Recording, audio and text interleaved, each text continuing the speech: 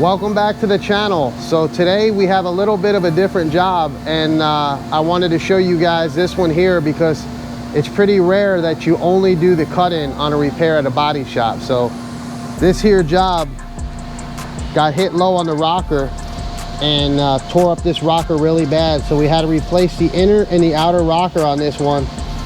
And all we're painting on this is the actual jam, so we're not painting any of the outside of the body on this one. So we're gonna mask this one up, and I'm gonna show you guys how I do it, because it's kind of different than normal. You guys know we usually mask off the inside and then spray the outside. Well, on this one we're gonna be doing that the reverse. So I wanted to show you guys, in case you guys ever get a job like this, how you can get a nice clean edge when you're doing just the jam work. So this is kind of an odd job, and that's why I'm showing it to you guys. And this is a 3-stage, so we do not want to get any color on the outside on the quarter, because we're not spraying any of the doors or the fender on this one. So this is just the uniside. So we're going to go ahead, prep it out. I'll show you guys how I do it, and it may help you out when you're doing a job like this. So the first thing I'll do on something like this is make sure you mask off your area you don't want to scuff. So we're going to go ahead and scuff and clean this. We're going to prep this out just like we would do a normal blend on this, because I'm not going to get color way up into here. So tape off around your areas, that way you don't have a chance of scratching or scuffing this, and then later you'll have to polish it up, or if you cut it too coarse, you may have to paint it. So I like to mask off where I'm not going to go on something like this. A lot of times when I'm prepping out a car, I won't really do, you know, tape off the edge. But on something like this, where I know I don't want to have any problems, you'll want to outline it, and that way you have no chance of scratching the panel that you do not want to paint. So we're going to go ahead and prep this out. We're going to 400 our primer spots. We're going to treat this as a blend, and then we'll go ahead and hit our E-coated rocker with 400 DA. So we're going to go ahead and do that now. All right, we're going to go ahead and hit it with our red scuff pad and our waterborne cleaner on all the white area. That way it's scuffed and cleaned, and we'll get rid of any kind of wax and stuff that's on this thing here.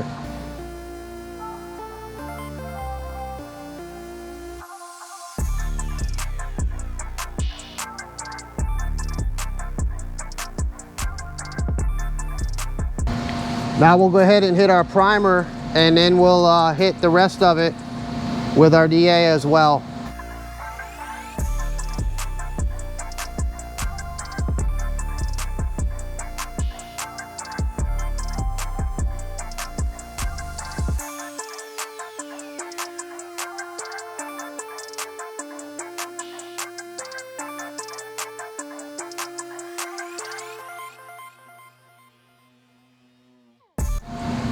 All right, now we're gonna hit our primer with this here 360, the Kovacs. And I didn't use a block on those jams because that is got a lot of bends, and you really can't block them out. So we're gonna go over it, make sure that it's good with this here, and then we'll start prepping out the rest of this.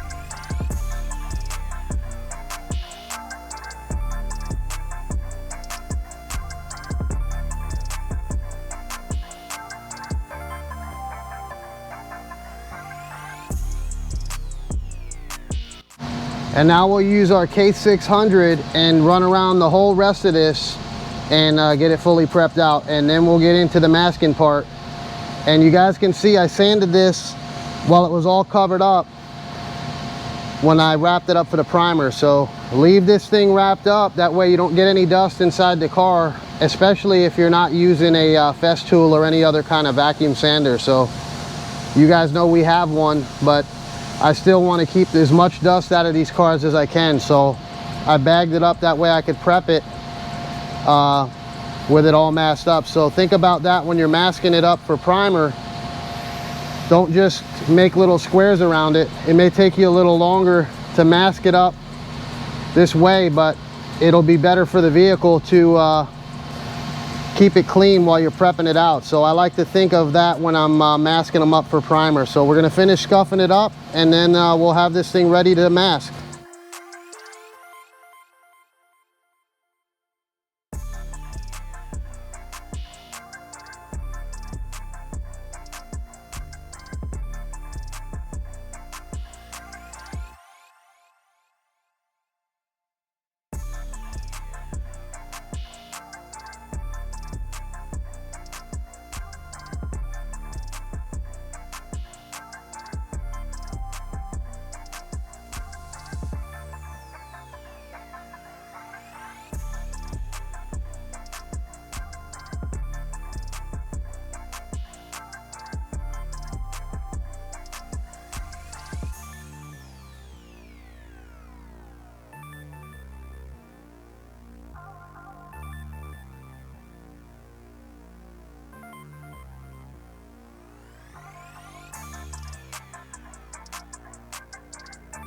And also, if you guys ever get to work on these Teslas, this is their key they give you when you're working on them in like service mode, and when you bring them to the service department. So do not bake these keys. I got a little hanger that I put over here in the mixing room and hang them up. That way they're not gonna get baked. So you don't wanna bake them. It'll ruin the card. So let's go ahead and start bagging this one up. So we're gonna bag it up normally like we would. We'll back tape everything, all the holes, and back tape all of our areas that we wanna cover up with the plastic as normal. And then we'll mask off this quarter here, and I'll show you how I do it. That way we get a nice edge on it. So let me wrap it up real quick, and then I'll show you how I do the final stage that will help you get a nice clean edge on it.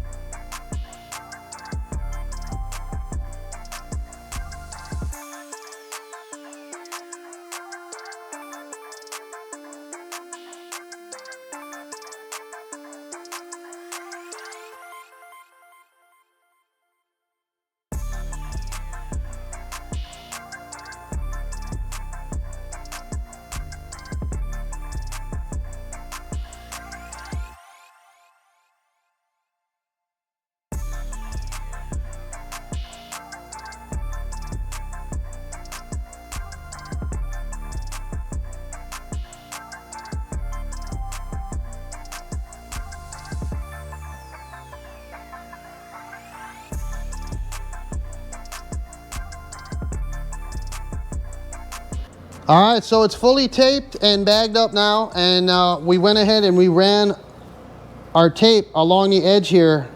That way we can go ahead and do our final step to get a nice edge on this. Same thing up here. Run it off the edge a little bit, and now we'll go ahead and do our little tape trick that gives you a nice edge on the jams. All right, so we're gonna do the old fold tape trick, and you guys know I run it on my leg. And I was using the foam, but to me, the foam still doesn't work as good as the old fold tape trick. So I tried out the Mirka, and you guys seen that video. If you didn't, go back, check it out. But I'm still using my old faithful fold tape, and I like to just run it along my pants leg and give me a nice edge here so that I can go ahead and get a soft edge on my panels here that I don't want to get paint on. So this to me is the best trick you got in doing a nice edge on something like this. So just go ahead and run it, fold it, and then just run it along your legs, and it'll give you a nice consistent edge once you get used to doing it. And this is the best way to do the edge on this. So let's go ahead and put it on. So now you'll go ahead and run it. You guys see this side is the folded side.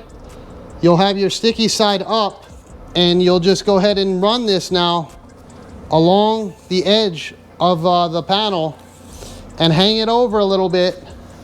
That way it just flutters in there nice and leaves you a nice edge. So we just go ahead and put it on like this.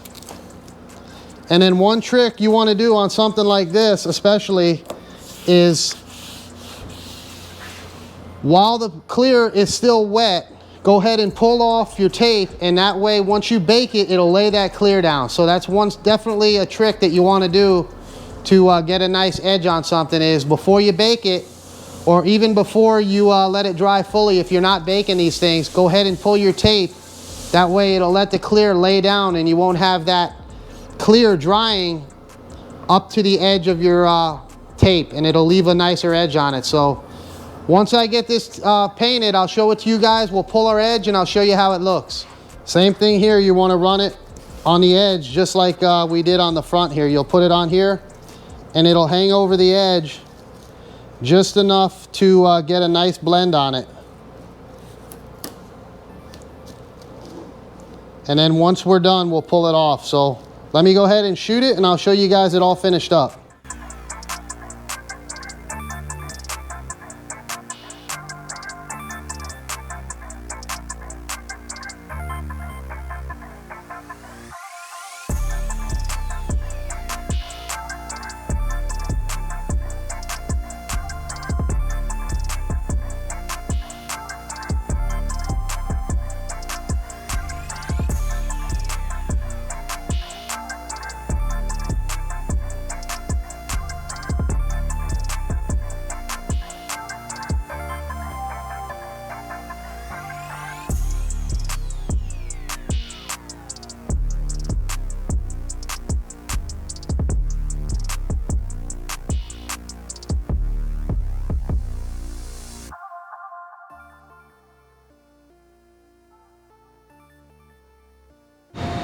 So make sure you pull your tape before you bake it, or before you let it dry. You'll want to pull that clear tape, and that way it'll lay down, the clear will lay down better than it drying on that tape. So just a little something different here. Wanted to show you guys if you ever get into something like this, and it's almost like you're cutting in a car for a custom paint job. So hope you liked it. Give it a thumbs up, and we'll see you on the next one.